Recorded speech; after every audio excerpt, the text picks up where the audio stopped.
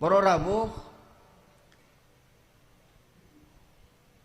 wong sing mengikuti hawa nafsunya niki disebut kalih Kanjeng Nabi sebagai al-ajiz. Napa? Al-ajiz, atau orang yang lemah, atau juga bisa dikatakan wong sing bodoh.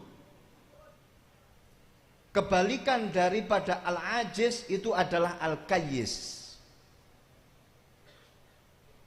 Kanjeng Nabi niku dawuh ngeten, awale ngeten.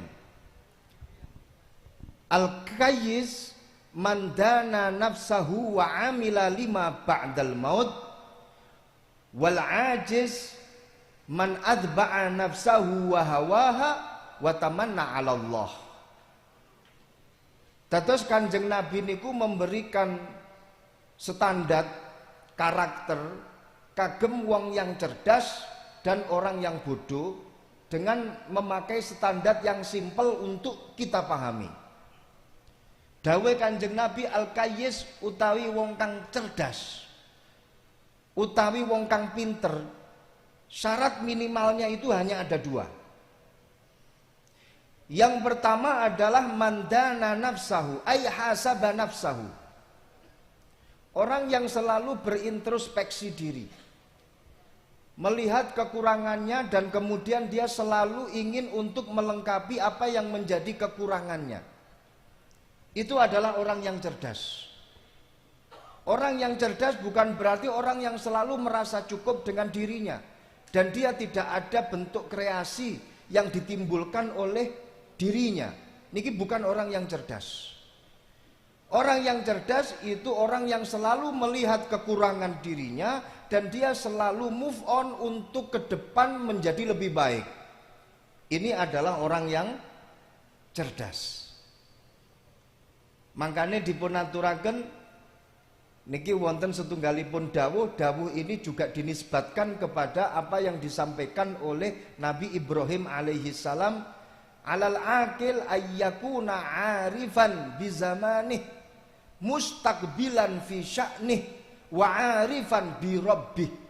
Kula hafal banget niki soalnya niki sering sangat dipun dawuhaken kalih Mbah Kiai Maimun Zubair. Beliau kalau mendefinisikan orang yang berakal, mendefinisikan orang yang cerdas, niki dengan memakai dawuhnya Nabi Ibrahim alaihi salam. Syaratnya telu. Sing pertama, ayyakuna arifan bizamanih. Dia harus mengetahui zamannya. Dia harus mengetahui perkembangan zamannya. Ini syarat yang pertama bagi orang yang berakal, orang yang cerdas. Harus mengetahui perubahan karakter sosial masyarakatnya. Niku wong cerdas.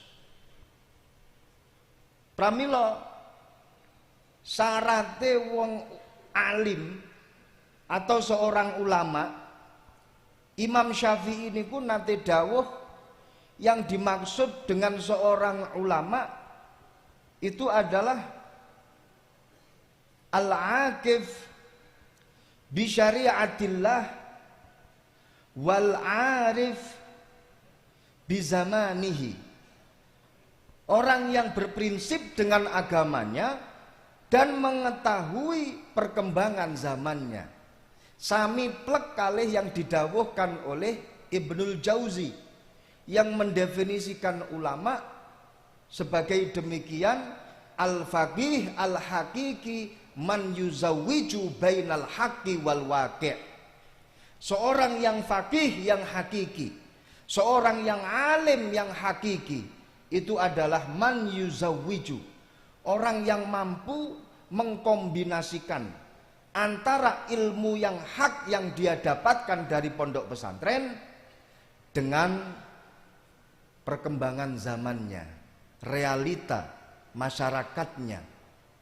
Selama dia bisa menggabungkan antara al-haq, ilmu, dengan al-waqi' atau realitas sosial, maka orang tersebut dikatakan sebagai al-faqih al-hakiki atau seorang faqih yang hakiki. Pun kita kembali kepada apa yang didawuhkan oleh Nabi Ibrahim yang makalah ini sering dinukil oleh Mbah Kiai Maimun Zubair. Arifan bizamani, dia mengetahui perkembangan zamannya.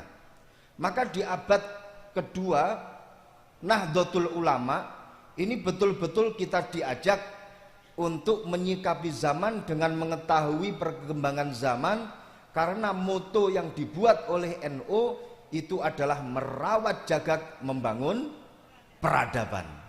Selamat datang di abad kedua Nahdlatul Ulama. Niki pesenan saking pengurus PBNU. Merawat jagat, membangun peradaban. Mengajak kita untuk arifan bizamani. Mengajak kita untuk yuzawwiju bainal haqqi wal waqi'. Yang kedua, orang yang berakal itu adalah mustakbilan fi sya'ni. Dia selalu melakukan perkara atau hal yang memiliki efek positif ke depan. Selalu memiliki konsekuensi yang positif ke depan. Mustakbilan fi sya'ni, atau bisa diartikan progresif. Niki syarat-syaratnya wong sing cerdas. Kita kudu apal niki, mungkin mbok menawa metu tenggone ujian akhir semester. Jadi apa yang dia lakukan itu selalu memiliki konsekuensi bagus, positif ke depan. Tidak do nothing. Tidak melakukan sesuatu yang tidak ada manfaat untuk kedepannya. Itu bukan orang yang cerdas. Kemudian yang ketiga, singkat kemawon, arifan birabbih. Walaupun toh zaman berkembang, walaupun toh dia berkreasi, kreatif, tapi tetap arifan birabbih. Punya prinsip berpegangan dengan syariat, berpegangan dengan agamanya Allah. Kata orang Madura, muncaan orang Madura neka pakun tak bau. Jadi walaupun toh zaman berkembang, kemudian dia selalu progresif, akan tetapi yang namanya prinsip tetap prinsip. Makanya tenggone NU, prinsip yang dipegang itu adalah al-muhafadzah alal qadimis saleh wal akhdhu bil jadidil aslah.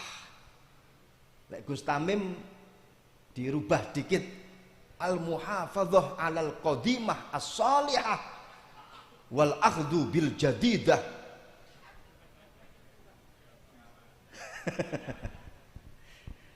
Pun niku napa namine syarat-syarat wong sing cerdas. Lah para rawuh, miturut dawuh Kanjeng Nabi, al-qayyis mandana nafsahu wa amila lima ba'dal maut. Orang yang cerdas itu adalah orang yang selalu muhasabah, introspeksi pada dirinya, kemudian dia melakukan sesuatu yang positif untuk kedepannya. Mila lek niki menurut hipotesa saking kawula, NU itu punya satu tradisi menggelar acara haul kados menika. Acara haul itu kalau kita teliti lebih dalam, ini sebenarnya menjadi bukti dan wujud bahwa warga Nahdliyin itu adalah warga yang cerdas. Selama kita mau menghauli, menghadiri acara haul, itu berarti kita adalah generasi yang cerdas, termasuk golongan orang-orang yang cerdas. Selain itu, sing dihauli itu pun juga termasuk golongan orang yang cerdas. Jadi acara haul itu adalah satu acara yang menjadi bukti bahwa sahibul haul wa man hadhara fi majlisil haul, keduanya itu adalah orang yang cerdas. Awake dhewe cerdas, para ashabul haul juga cerdas. Kenapa saya katakan dua-duanya ini golongan orang yang cerdas? Sing pertama, Ashabul Haul cerdas karena beliau kalau tidak cerdas tidak akan mungkin dihauli di masa saat ini setelah sepeninggal beliau.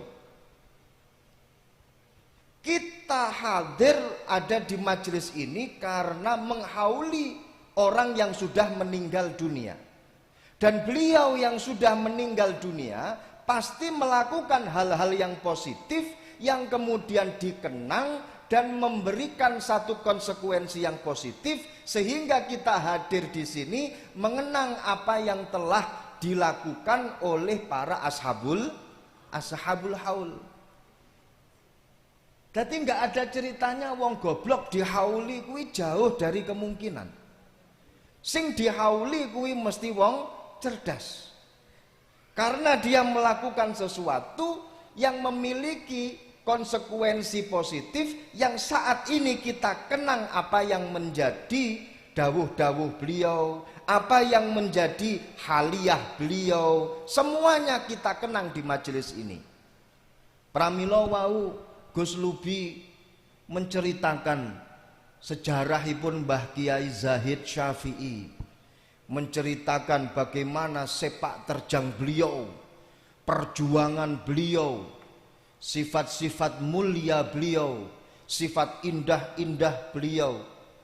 Geniki semuanya itu akhirnya kita kenang dan itu adalah perbuatan yang positif yang memberikan efek positif sampai saat ini kita kenang. Mila tenggone acara haul para masyayikh itu pasti disebutkan bagaimana kisah-kisah para ashabul haul dan ini memang menjadi satu kewajaran.